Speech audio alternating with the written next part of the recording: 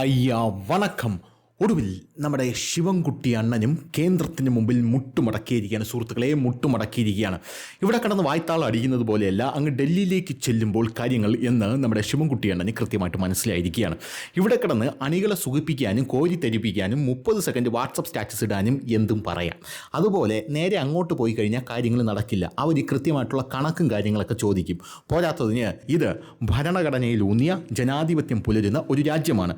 അങ്ങനെയുള്ളൊരു രാജ്യത്ത് ഇത് കേരളമാണ് എന്നൊന്നും പറഞ്ഞിട്ട് യാതൊരുവിധ കാര്യമില്ലെന്ന് മുഖ്യമന്ത്രി പിണറായി വിജയനും അറിയാം, നമ്മുടെ ശിവൻകുട്ടി അണ്ണനും അറിയാം. പക്ഷേ കേരളത്തിൽ നമ്മൾ സുഡാപ്പികളെയും കമ്മികളെയും മുമ്പിൽ എന്തെങ്കിലുമൊക്കെ പറഞ്ഞ് പിടിച്ചു നിൽക്കണ്ടേ? അങ്ങനെ പിടിച്ചു നിൽക്കണം എന്നുള്ളത് കൊണ്ട് തന്നെ പല തരത്തിലുള്ള പ്രസ്താവനകൾ ഇവരിറക്കുന്നുണ്ട്. അതിന് വലിയ ചിലവൊന്നുമില്ലല്ലോ. പ്രസ്താവന ഇറക്കുമെങ്കിലും ഇവരുടെ പ്രവർത്തനം എന്ന് പറയുന്നത് അതിന് നേരെ വിപരീതമായിട്ടാണ് എന്ന് നമുക്കെല്ലാവർക്കും അറിയാം. നമ്മുടെ കേരളത്തിൽ പല പല കേന്ദ്ര പദ്ധതികളുമുണ്ട്. അങ്ങനെ കേന്ദ്ര പദ്ധതികൾ പലതും കേരളത്തിലേക്ക് വരുമ്പോൾ ആ പദ്ധതികളെല്ലാം എടുത്ത് വാരിപ്പൂശി നമ്മുടെ പിണറായി സർക്കാരിൻ്റെ പേരടിച്ചിറക്കിയ ശേഷം ഫ്ലക്സ് വയ്ക്കാനായിട്ട് മരുമോൻ വരും. ഇതാണ് നമ്മുടെ കേരളത്തിൽ ഇതുവരെ കണ്ടുവരുന്ന ഒരു കലാപരിപാടി എന്ന് പറയുന്നത്. ആ കലാപരിപാടിക്ക് ഒരു വിരാമം ഇട്ടുകൊണ്ട് നമ്മുടെ കുതിരാൻ തുരങ്കം ഉണ്ടല്ലോ, നമ്മുടെ കുതിരാൻ തുരങ്കം ഒരു ദിവസം കേന്ദ്രമന്ത്രി ഒരു പാദയാത്രയും ഉദ്ഘാടനം ചെയ്തിട്ട് പറഞ്ഞു എല്ലാവരും കയറിപ്പോക്കുമെന്ന് പറഞ്ഞു. അപ്പോൾ ഇത് കണ്ടിട്ട് നമ്മുടെ മരുമകൻ ഫ്ലക്സും അടിച്ചുകൊണ്ടിരിക്കുകയായിരുന്നു.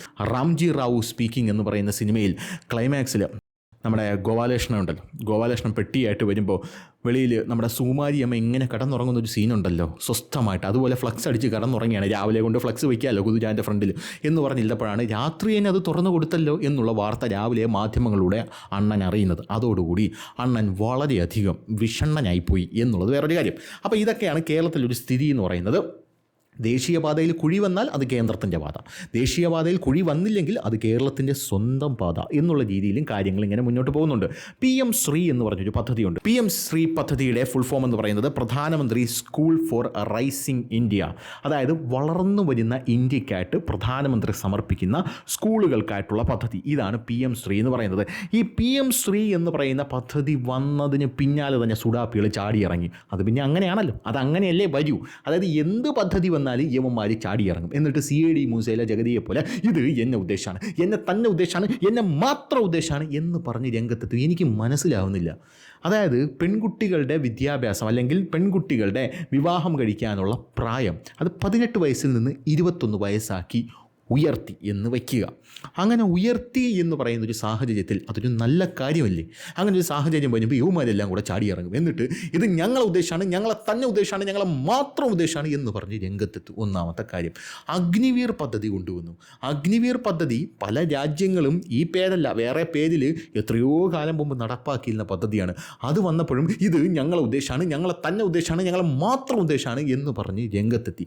രാജ്യത്ത് എന്തൊരു നല്ല കാര്യം വന്നാലും അതെല്ലാം ഞങ്ങളെ മാത്രം ഉദ്ദേശമാണ് എന്ന് പറഞ്ഞ് രംഗത്തെത്തുന്ന ഒരു പ്രത്യേക ഇനം ജീവിതമാണ് ഇവരുടേത് എന്ന് പറയാതിരിക്കാൻ നിവർത്തിയില്ല. GST വന്നപ്പോഴും പറഞ്ഞു ഇത് ഞങ്ങളെ തന്നെ ഉദ്ദേശമാണ്, ഞങ്ങളെ മാത്രം ഉദ്ദേശമാണ് എന്ന് പറഞ്ഞ് രംഗത്തെത്തി. ഇനി കോവിഡ് എന്ന് പറയുന്ന ആ മഹാമാരിക്ക് വാക്സിൻ കൊണ്ടുവന്നല്ലോ ഇന്ത്യ. അപ്പോഴും പലയിടത്തു നിന്നും പല അശരീരികളും കേട്ടു. അപ്പോഴും പറഞ്ഞത് ഇത് ഞങ്ങളെ വംശഹത്യ ചെയ്യാനുള്ള പദ്ധതിയല്ലേടാ എന്ന് പറഞ്ഞ പല രീതികളും നമ്മൾ കേട്ടു. അപ്പം അങ്ങനത്തെ കാര്യമാണ്. എവിടെ തൊട്ടാലും അടി. ഇതെന്തോന്ന് അടിമാലി ഫാമിലിയാണ് എന്ന് പറയുന്നത് പോലെയാണ് യുവന്മാരെ കേസ് എന്ന് പറയുന്നത്. യുവന്മാരിങ്ങനെ കിടന്ന് ഇതെല്ലാം ഞങ്ങളെ ഉദ്ദേശമാണ്, ഞങ്ങളെ തന്നെ ഉദ്ദേശമാണ്, ഞങ്ങളെ മാത്രം ഉദ്ദേശമാണ് എന്ന് പറഞ്ഞ് രംഗത്തെത്തിക്കൊണ്ടേയിരിക്കുകയാണ്. ഒരു രാജ്യം വികസിക്കേണ്ടേടി. ഒരു രാജ്യത്തിന് വികസനം എന്ന് പറഞ്ഞൊരു സാധനം വേണ്ടേ? മനസ്സിലായി, സൗദി അറേബ്യ മാത്രം വികസിച്ചാൽ പോരല്ലോ, നമ്മളും കൂടെ കുറച്ച് വികസിച്ചോട്ട്. അപ്പോൾ ഒന്ന് വായുംപൂട്ടി ഉണ്ടായി എന്ന് മാത്രമേ പറയാനുള്ളൂ. അപ്പോൾ ഈ ദേശീയ വിദ്യാഭ്യാസ നയം NEP എന്ന് പറയുന്നൊരു സാധനം വന്നപ്പോഴും ഇവന്മാർ ഇറങ്ങി ഇത് ഞങ്ങളെ ഉദ്ദേശമാണ്, ഞങ്ങളെ തന്നെ ഉദ്ദേശമാണ്, ഞങ്ങളെ മാത്രം ഉദ്ദേശമാണ്. അതായത് വിദ്യാഭ്യാസത്തിൽ കാവി പുതയ്ക്കുന്നു എന്നൊക്കെ പറഞ്ഞുകൊണ്ടാണ് ഇവർ രംഗത്തെത്തിയത്. കാവ്യവൽക്കരണം നടത്തുന്നു വിദ്യാഭ്യാസത്തിൽ. പല സെറ്റപ്പുകളും വെട്ടിക്കളയുന്നു. മുഗളന്മാരെ കുറിച്ചൊന്നും പഠിക്കാൻ സമ്മതിക്കുന്നില്ല. മുഗളന്മാരെ എല്ലാം വെട്ടി വിളയെ കളയാണ്. പകരം ഇവരെന്ത് ചെയ്യുന്നു? പഴയ ഹിന്ദു രാജാക്കന്മാരുടെ ചരിത്രങ്ങൾ പഠിക്കാനായിട്ട് കുട്ടികളെ നിർബന്ധിക്കുന്നു എന്ന് പറഞ്ഞാണ് രംഗത്തെത്തുന്നത്. അപ്പോൾ ഇങ്ങനെ പല കാര്യങ്ങളും പറഞ്ഞ് ഇങ്ങനെ കിടന്ന് മെഴുകുവാണ്. അപ്പോൾ നമ്മുടെ PM ശ്രീ എന്ന് പറയുന്ന പദ്ധതി ഇത് കേരളത്തിലേക്ക് വന്നപ്പോൾ കേരളത്തിനോട് നമ്മുടെ സർക്കാർ ഒരു പേപ്പർ എടുത്തു. ആ പേപ്പർ എടുത്തിട്ട് ഇങ്ങനെ ഫ്രണ്ടിലോട്ടിട്ടിട്ട് പറഞ്ഞു എന്തിടാൻ? ഒപ്പിട്ടാൽ 1400 കോടി കിട്ടും, ഒപ്പിട്ടില്ലെങ്കിൽ ഇട്ടില്ലെങ്കിൽ ഒന്നുമില്ല, 1400 കോടി രൂപ ഒലിച്ചു പോകും. നമുക്കതാണ് സൗകര്യം. കാരണം ഈ 1400 കോടി രൂപ നിങ്ങൾക്ക് കിട്ടിയിട്ടും കാര്യമൊന്നുമില്ലല്ലോ. നിങ്ങളതെടുത്ത് വക മാറ്റി വേറെ എന്തിനെങ്കിലുമൊക്കെ ചിലവഴിക്കാനാണല്ലോ പോകുന്നത്. അവസാനം കണക്ക് ചോദിക്കുമ്പം നിങ്ങൾ പറയും ഞങ്ങളത് വക മാറ്റി എന്ന് പറയും. ആ വക മാറ്റിയത് എന്തിനാണ് ഹേ എന്ന് പറഞ്ഞ് ഹിന്ദിയിൽ 10 തെറി പറയും. നിനക്കൊക്കെ ആ ഹിന്ദി മനസ്സിലാവില്ല, നിൻ്റെയൊക്കെ നാട്ടുകാർക്കും ആ ഹിന്ദി മനസ്സിലാവില്ല. ഇവിടെയുള്ള മാധ്യമങ്ങൾ എഴുതി പിടിപ്പിക്കും കേന്ദ്രം ഫണ്ട് തന്നില്ല. ഇതല്ലേ നടക്കാൻ പോകുന്നത്. അപ്പോൾ ഇങ്ങനത്തെ കാര്യങ്ങളിലൂടെയല്ലേ എല്ലാം കടന്നു പോകുന്നത്. അതങ്ങനെയാണല്ലോ, അതങ്ങനെയല്ലേ വരൂ എന്ന് കേന്ദ്രം പറഞ്ഞു. അപ്പോൾ നമ്മുടെ PM ശ്രീ എന്ന് പറയുന്ന പദ്ധതിയിൽ ഒപ്പിടാനായിട്ട് നമ്മുടെ കേന്ദ്രം ശിവൻകുട്ടിയെ സമീപിച്ച ഉടനെ തന്നെ ഇവിടെയുള്ള സുടുക്കൾ ചാടി രംഗത്തിറങ്ങി. ഇത് ഞങ്ങളെ ഉദ്ദേശിച്ചാണ്. അല്ല, ഇതെങ്ങനെ നിങ്ങളെ ഉദ്ദേശമാവും? ഈ PM ശ്രീ എന്ന് പറയുന്ന പദ്ധതി എന്ന് പറഞ്ഞാൽ ഈ സർക്കാർ സ്കൂളുകളിലേക്ക് ഒരു മോഡൽ സംവിധാനം ഉണ്ടാക്കുക എന്നുള്ളതാണ് PM ശ്രീ എന്ന് പറഞ്ഞ പദ്ധതി കൊണ്ട് ഉദ്ദേശിക്കുന്നത്. ഒരു ജില്ലയിലെ സർക്കാർ സ്കൂൾ എടുക്കും. ആ ജില്ലയിലെ സർക്കാർ സ്കൂൾ എടുത്തിട്ട് ആ സർക്കാർ സ്കൂളിന് 1 കോടി രൂപയിലധികം ഫണ്ട് കൊടുക്കും. നല്ല കാര്യമല്ലേ? നല്ല കാര്യമാണ്. ഈ 1 കോടി രൂപയിലടക്കം ഫണ്ട് കൊടുക്കുന്ന എന്തിനാണ്? ഫണ്ട് ആധുനിക class room, digital lab, sports infrastructure, teachers training, ഇതിനെല്ലാം കൂടെ ചേർത്തിട്ടാണ് കൊടുക്കുന്നത്. അങ്ങനെ ഫണ്ട് കൊടുക്കുമ്പോഴും ഇത് എന്നെ ഉദ്ദേശമാണ്, എന്നെ തന്നെ ഉദ്ദേശമാണ് എന്ന് പറയുന്നത് എന്തടിസ്ഥാനത്തിലാണെന്ന് ചോദിക്കുമ്പോഴാണ് യവന്മാർ പറയുന്നത് ഇത് 2020 കേന്ദ്ര സർക്കാർ കൊണ്ടുവന്ന ദേശീയ വിദ്യാഭ്യാസ നയം ഒളിച്ചു കടത്താനുള്ള സെറ്റപ്പാണെന്ന്. എൻ്റെ പൊന്നോ, ഇത് ഏതൊക്കെ രീതിയിലൂടെയാടാ കൊണ്ടുവന്ന് ബന്ധിപ്പിക്കുന്നത് എന്ന് പറയാൻ യാതൊരുവിധ നിർവാഹവുമില്ല. എൻ്റെ പൊന്നനിയ നമിച്ചെന്ന് മാത്രമേ പറയാനായിട്ട് നിർവാഹമുള്ളൂ. അപ്പോൾ അങ്ങനെയാണ് കാര്യങ്ങളുടെ പോക്ക്. അപ്പോൾ ഇതിന് വേണ്ടിയിട്ട് ഫണ്ട് തരാമെന്ന് പറഞ്ഞപ്പോൾ ഇത് നമ്മുടെ സുഡാപ്പികളുടെ വാക്കുകളൊക്കെ കേട്ടുകൊണ്ട് നമ്മുടെ ശിവൻകുട്ടി അണ്ണൻ പറഞ്ഞു വേണ്ട, എനിക്കിത് വേണ്ട, കാരണം ഇത് കേരളമാണ്. അപ്പോൾ നമ്മുടെ പിണറായി സർക്കാർ പറഞ്ഞു ശിവൻകുട്ടി അണ്ണ ഇങ്ങ് വാ, അത് കണ്ടോ എന്ന് പറഞ്ഞപ്പോൾ ശിവൻകുട്ടി അണ്ണൻ തിരിഞ്ഞു നോക്കിയത് അവിടെ ഇരിക്കുന്ന ആരോഗ്യമന്ത്രിയാണ്. ഒരു മുട്ടക്കാട്ടം പ്രസ്താവനയൊക്കെ നടത്തിയതാണ്. ആരോഗ്യ കേന്ദ്രങ്ങൾക്ക്, അതായത് നമ്മുടെ കേരളത്തിലെ ഹോസ്പിറ്റലുകൾക്ക് ആയുഷ്മാൻ ആരോഗ്യ മന്ദിർ എന്ന് പേരിടണമെന്നാണ് കേന്ദ്ര സർക്കാരിൻ്റെ തിട്ടൂരം. പറ്റില്ല എന്ന് ഞാൻ പറഞ്ഞിട്ടുണ്ട്. പിന്നീട് എന്ത് സംഭവിച്ചു? വഴങ്ങിക്കൊടുത്തു. അതാണ് പിന്നീട് സംഭവിച്ചത്. ഇല്ലെങ്കിൽ ഫണ്ട് തരൂലെന്ന് പറഞ്ഞു. ഫണ്ട് തരാതിരുന്നാൽ നമുക്കിവിടെ ഒന്നും ഇല്ലല്ലോ എടുത്തിട്ട് സ്വനത്താനായിട്ട്. നമുക്കിവിടെ ആകപ്പാടെ ഉള്ളത് മദ്യമുണ്ട്, ലോട്ടറിയുണ്ട്, പിന്നെന്തുണ്ട്? പിന്നെ ലോട്ടറി ഉണ്ട്, മദ്യമുണ്ട്. അപ്പോൾ ഈ 2 സംഭവങ്ങൾ മാത്രമേ നമുക്കിവിടെ ഉള്ളൂ. അല്ലാതെ ഈ ഉത്തർപ്രദേശ് എന്ന് പറയുന്ന ചാണക സംഖ്യകളുടെ നാട് പോലെ ഇത്തവണ അവിടെ 37,000 കോടി രൂപയാണ് സർപ്ലസ് വരുമാനം എന്ന് പറയുന്നത്. അതായത് എല്ലാം കഴിഞ്ഞിട്ടും ഖജനാവിൽ 37,000 കോടി കിടപ്പുണ്ട്. ഇവിടെയോ, ഇവിടുത്തെ കേസ് പറയുകയാണെങ്കിൽ 2,000 കോടി കടം എടുക്കണം അടുത്ത മാസം. ഇനി ശമ്പളമോ വല്ലതും ഒക്കെ കൊടുക്കാനായിട്ട്. പിന്നെ ക്രിസ്മസ് വരികയാണല്ലോ. ക്രിസ്മസ് വരുന്നതിനോട് സംബന്ധിച്ച് പറയുകയാണെങ്കിൽ ഒരു 1,000-1,500 കോടിയാണ് നമ്മൾ മദ്യത്തിൻ്റെ ഒരു വരുമാനം പ്രതീക്ഷിക്കുന്നത്. ജനങ്ങളെ നമ്മൾ കുടിപ്പിച്ച് കിടത്തും, അതിനുശേഷം കുളിപ്പിച്ച് കിടത്തും. അങ്ങനത്തെ സെറ്റപ്പാണ് നമ്മൾ മുന്നോട്ട് പോകുന്നത്. രണ്ടാമത്തെ കാര്യം എന്ന് പറയുന്നത് ക്രിസ്മസ് ബമ്പർ. ക്രിസ്മസ് ബമ്പറാണ്. അതായത് ഇപ്പോൾ പൂജാ ബമ്പറിൽ അടിക്കാത്ത എല്ലാവന്മാർക്കും ക്രിസ്മസ് ബമ്പറുണ്ട്. ഇപ്പം തന്നെ നിൻ്റെ പരിപാടി എന്തിനാണെന്ന് അച്ഛന്മാർ മക്കളടുത്ത് ചോദിക്കുമ്പം മക്കൾ പറയുന്നത് അടുത്ത പരിപാടി ക്രിസ്മസ് ബമ്പർ, അതടിക്കുമെന്ന് നോക്കാം എന്നാണ് മക്കൾ പറഞ്ഞുകൊണ്ടിരിക്കുന്നത്. അപ്പോൾ അതിലൊക്കെയാണ് നമ്മുടെ സർക്കാരിൻ്റെ ഒരു പ്രതീക്ഷ എന്ന് പറയുന്നത്. അപ്പോൾ അതുകൊണ്ട് തന്നെ കേന്ദ്രത്തിൻ്റെ ഫണ്ട് വേണം. ഫണ്ടില്ലെങ്കിൽ ഒന്നും നടക്കില്ല, തെണ്ടിപ്പോവും. അതുകൊണ്ട് തന്നെ നമ്മൾ എന്ത് ചെയ്തു? നമ്മൾ ചെയ്യുന്ന കാര്യം എന്ന് പറഞ്ഞു കഴിഞ്ഞാൽ ഇരുട്ടിൻ്റെ മറവിൽ പോയി ആയുഷ്മാൻ ആരോഗ്യ മന്ദിർ എന്ന് പറഞ്ഞ് മഞ്ഞ പെയിൻറ്റ് ഓടിച്ച് അങ്ങ് എഴുതി വെച്ച് കൊടുത്ത് വലിയ പാടൊന്നും ഇല്ലല്ലോ. എന്നാൽ ഇപ്പുറത്ത് സഖാക്കന്മാർക്ക് ഇടാനായിട്ട് മുട്ടക്കാട്ടം സ്റ്റാറ്റസും കൊടുത്തിട്ടുണ്ട്. എന്താണ്? നടപ്പിലാക്കില്ല എന്ന് പറഞ്ഞ് അതിനകത്ത് തളപതി ടാൻ ടാൻ ടാൻ ടട്ട ടാൻ ടട്ട ടാൻ എന്ന് പറഞ്ഞ് ഇതൊക്കെ കയറ്റിയിട്ട് ഇപ്പം ലോക്കേലെ തീമാണല്ലോ. അതുകൊണ്ട് എന്ന് പറഞ്ഞ തീമൊക്കെ ഇട്ട് നമ്മുടെ ആരോഗ്യമന്ത്രിയുടെ ഫോട്ടോ ഒക്കെ ഇട്ട് ആരോഗ്യമന്ത്രി ഇതൊക്കെ ഇട്ട് തീമൊക്കെ ഇട്ട് നല്ല അടിച്ച് പൊലിപ്പിച്ച് എന്ത് ചെയ്തു? സഖാക്കന്മാർ വാട്സപ്പ് സ്റ്റാറ്റസ് ഇട്ട് മേരിക്കും. അങ്ങനത്തെ സാഹചര്യത്തിലൂടെയാണ് കടന്നു പോകുന്നത്. അപ്പോൾ ഈ PM ശ്രീ എന്ന് പറയുന്ന പദ്ധതി നടപ്പിലാക്കില്ല എന്ന് എന്തടിസ്ഥാനത്തിലാണ് നിങ്ങൾ പറയുന്നത് എന്ന് നമ്മുടെ മുഖ്യമന്ത്രി പിണറായി വിജയൻ ചോദിച്ചത്രേ. കാരണം മുഖ്യമന്ത്രിയുടെ പിടിവാശിയാണ് ഇപ്പോൾ PM ശ്രീ കൊണ്ടുവരുന്നത്. കാരണം ഇപ്പോൾ ഇലക്ഷൻ വരികയാണ്. ഇലക്ഷൻ വരുമ്പോൾ ഈ 1,116 കോടി രൂപ പ്ലസ് അധ്യാപകർക്കുള്ള ഫണ്ട് വേറെ, അത് എല്ലാം കൂടെ ചേർത്ത് വരുമ്പോൾ 1,400 കോടി വരും. ഇതെല്ലാം കൂടെ കേന്ദ്രം തരാതിരുന്ന് കഴിഞ്ഞാൽ തെണ്ടിപ്പോവും. പോരാത്തതിന് ഈ ഇലക്ഷൻ സമയത്ത് ഇതെല്ലാം കൂടെ കിട്ടിക്കഴിഞ്ഞാൽ ഇത് വെച്ച് എന്തെങ്കിലുമൊക്കെ അവിടെ ഇവിടെയൊക്കെ നടത്തിയിട്ട് എൻ്റെ മരുമോനൊരു ഫ്ലക്സ് അടിക്കാം. അതൊരു വലിയ പോയിൻ്റാണ്. രണ്ടാമത്തെ കാര്യം എന്ന് പറയുന്നത് ആ ഫ്ലക്സിൻ്റെ കൂട്ടത്തിൽ നിങ്ങൾക്കും എന്തെങ്കിലുമൊക്കെ ഫ്ലക്സ് തരാം. പിന്നെ ഇത് കേന്ദ്രം തന്നാണെന്ന് പറയാൻ വേണ്ട. അല്ല, പറഞ്ഞാൽ തന്നെ ഇവിടെയുള്ള മാധ്യമങ്ങൾ അങ്ങനെ കൊടുക്കാനും പോകുന്നില്ല.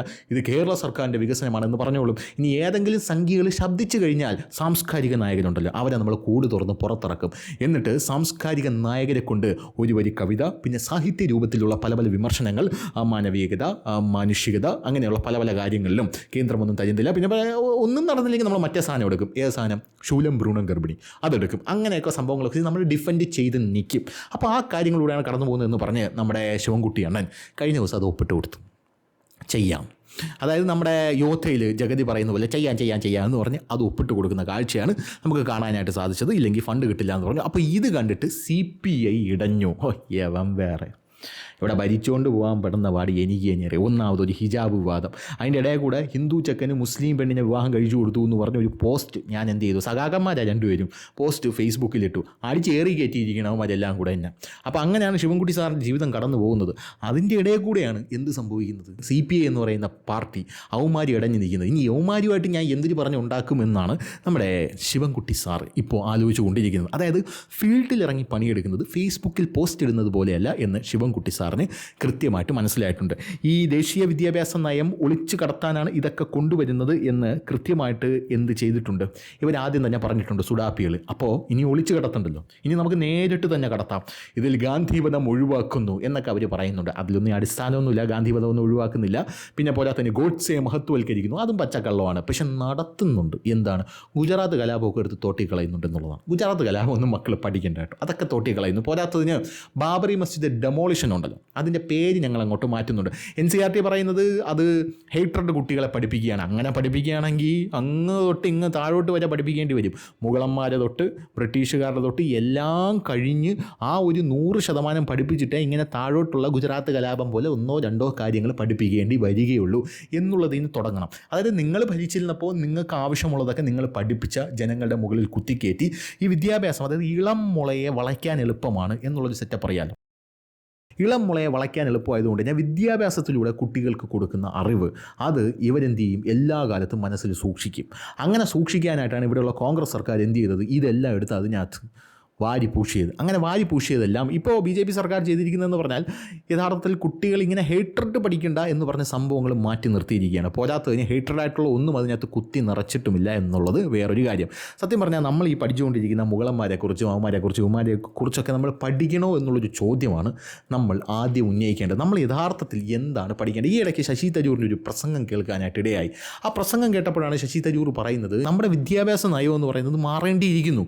ഈ NEP എന്ന് പറയുന്ന സാധനം, അതായത് ദേശീയ വിദ്യാഭ്യാസ നയത്തിന് ആദ്യം അനുകൂലിച്ച വ്യക്തി എന്ന് പറഞ്ഞാൽ ശശി തരൂറാണ്. ശശി തരൂർ പറയുന്നൊരു കാര്യമുണ്ട്. അതായത് അദ്ദേഹം പറയുന്നത് നമ്മൾ പഠിച്ചുകൊണ്ടിരിക്കുന്ന ഒരു സംഭവം എന്താണ്, നമ്മൾ പഠിച്ചുകൊണ്ടിരിക്കുന്ന സംഭവം, അതായത് ആദ്യത്തെ ഏഷ്യൻ രാജ്യം യൂറോപ്പ് ഇൻവേഡ് ചെയ്തപ്പോൾ അതിനെ പൊരുതി തോപ്പിച്ച ആദ്യത്തെ ഏഷ്യൻ രാജ്യം ഏതാണ്? ആ ഏഷ്യൻ രാജ്യം എന്ന് പറയുന്നത് ജപ്പാനാണോ? റഷ്യയെ ഇൻവേഡ് ചെയ്ത് തോപ്പിച്ചു 1905. അല്ല, ഇറ്റ്സ് റോങ് എന്നാണ് ശശി തരൂർ പറയുന്നത്. പിന്നെ അത് ആരാണ് അത് തോപ്പിച്ചത്?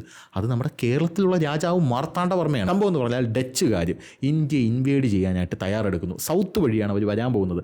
അങ്ങനെ സൗത്തിലൂടെ അവരിങ്ങനെ വരികയാണ്. സൗത്ത് വഴി കയറി ഇന്ത്യ മുഴുവൻ പിടിച്ചടക്കാനായിരുന്നു അവരുടെ പദ്ധതി എന്ന് പറയുന്നത്. അവരുടെ ഫ്ലീറ്റുകൾ അവരെന്ത് ചെയ്തു, കടലിലിറക്കി. ആ കടലിലൂടെ ആ ഫ്ലീറ്റുകൾ തിരുവിതാംകൂറിലേക്ക് അടുത്തുകൊണ്ടിരിക്കുകയാണ്. ഇവന്മാരുടെ കമാൻഡർ എന്ന് പറയുന്നത് യൂസ്റ്റാഷ്യസ് ലെനോയ് എന്ന് പറയുന്ന ഒരാളാണ്. ഈ യൂസ്റ്റാഷ്യസ് ലെനോയ് എന്ന് പറയുന്ന ഒരാൾ വന്നു. പക്ഷേ നമ്മുടെ തിരുവിതാംകൂർ സൈന്യം എന്ത് ചെയ്തു, ഇവന്മാരെ പരാജയപ്പെടുത്തിയിട്ട് ഈ യൂസ്റ്റാഷ്യസ് ലെനോയ് എന്ന് പറയുന്ന ഈ കമാൻഡറെ നമ്മുടെ ആർട്ടിലറിയുടെ ക്യാപ്റ്റനാക്കി, നീ ഇവിടെ പണിയെടുത്തു എന്ന് പറഞ്ഞു. അങ്ങനെ ക്യാപ്റ്റനാക്കി ഒരു ചരിത്രമുള്ള നാടാണ് നമ്മുടെ എന്ന് പറഞ്ഞു. ഇതൊക്കെ എത്ര പേർക്ക് അറിയാം? അതാണ് എൻ്റെ ചോദ്യം. ഇതൊക്കെ സത്യം പറഞ്ഞാൽ ആവേശം പകരുന്ന ചരിത്രമാണ്. ഈ ചരിത്രത്തിന് ഹിന്ദുവെന്നും ക്രിസ്ത്യാനിയെന്നും മുസ്ലിം ഒന്നും ഇല്ല. അപ്പോൾ ആവേശം പകരുന്ന ചരിത്രമാണ്. അപ്പോൾ നമ്മളിപ്പോൾ പഠിച്ചുകൊണ്ടിരിക്കുന്നത് ജപ്പാൻ റഷ്യയിൽ നടത്തിയ ആ ഒരു അതിക്രമത്തിൻ്റെ ഒരു ചെറുത്തുനിൽപ്പാണ്. ഏഷ്യൻ രാജ്യം ആദ്യമായി ഇൻവേഡ് ചെയ്തപ്പോൾ യൂറോപ്പ് ഇൻവേഡ് ചെയ്തപ്പോൾ തകർത്തത് എന്ന് പറയുന്നൊരു സംഭവം എന്ന് പറയുന്നത്. അപ്പോൾ അതല്ല, അത് സത്യം പറഞ്ഞാൽ തെറ്റാണ് എന്ന് ശശി തരൂർ പറയുന്നുണ്ട്. ഇത് മാർത്താണ്ഡവർമ്മ 1741 ഡച്ചുകാരെ പരാജയപ്പെടുത്തിയ ഒരു സാധനമാണെന്നുള്ളതാണ്. നമുക്ക് നമ്മുടെ രാജ്യം എന്ന് പറയുന്നത്, അല്ലെങ്കിൽ നമ്മുടെ ഭൂമി എന്ന് പറയുന്നത്, ഈ ഭാരതഭൂമി എന്ന് പറയുന്നത് 1947 ശേഷം ഉണ്ടായി എന്നുള്ളതാണ് പല ആൾക്കാരും വിചാരിച്ചിരിക്കുന്നത്. അതെന്താ? അത് ബ്രിട്ടീഷുകാരെ തോൽപ്പിച്ച് നമ്മൾ നേടിയത്. അപ്പോൾ അതിന് മുമ്പ് ഒരു ടീമുണ്ടായിരുന്നു, മുഗളന്മാരെന്ന് പറയുന്നത്. അവരെയും നമ്മൾ തോൽപ്പിച്ചിട്ടുണ്ട്. അതിന് മുമ്പ് ഡച്ചുകാരെയും പോർച്ചുഗീസുകാരെയും എല്ലാം ഇതുപോലെ നമ്മൾ ഇവിടെ നിന്ന് അടിച്ചോട്ടിച്ചിട്ടുണ്ട്. അങ്ങനെ പല ആൾക്കാരെയും അടിച്ചോട്ടിച്ചാണ് നമ്മൾ ഇന്ന് കാണുന്ന ഈ ഒരു രീതിയിൽ എത്തി നിൽക്കുന്നത്. അപ്പം നമ്മൾ പഠിക്കുന്നത് നമ്മൾ എന്താണ്, ഈ ബ്രിട്ടീഷുകാരുടെ കാര്യം മാത്രമേ നമ്മൾ പഠിക്കുന്നുള്ളൂ. അതിന് മുമ്പും പല വീരകൃത്യങ്ങളും ഈ രാജ്യത്ത് നടന്നിട്ടുണ്ട് എന്നുള്ളതാണ്. അപ്പോൾ അതെല്ലാം നമ്മൾ പഠിക്കണം. അപ്പോൾ അതിൻ്റെയൊക്കെ ഒരു അടിസ്ഥാനത്തിലാണ് എന്ത് ചെയ്തത്, ഈ ദേശീയ വിദ്യാഭ്യാസ നയം എടുത്ത് മാറ്റിമറിച്ചത് നമ്മുടെ കേന്ദ്ര സർക്കാർ. അപ്പോൾ എന്തായാലും ശിവൻകുട്ടി സാറിന് ഇനി ആശ്വസിക്കുക. സുഡാപ്പികൾ ഇപ്പോൾ എയറിൽ കയറ്റി നിർത്തിയിരിക്കുകയാണ്. അവിടെ നിന്ന് ചന്ദ്രനിലേക്ക് വിടും, പിന്നെ ചൊവ്വയിൽ നിന്ന് നെപ്റ്റ്യൂനിൽ നിന്ന് പിന്നെ ഗാലക്സി കടന്നു പോകാനുള്ളൊരു ഭാഗ്യം അദ്ദേഹത്തിന് ലഭിക്കട്ടെ എന്ന് ആശംസിച്ചുകൊണ്ട് നിർത്തുന്നു. നന്ദി, നമസ്കാരം. അപ്പോൾ ശരി.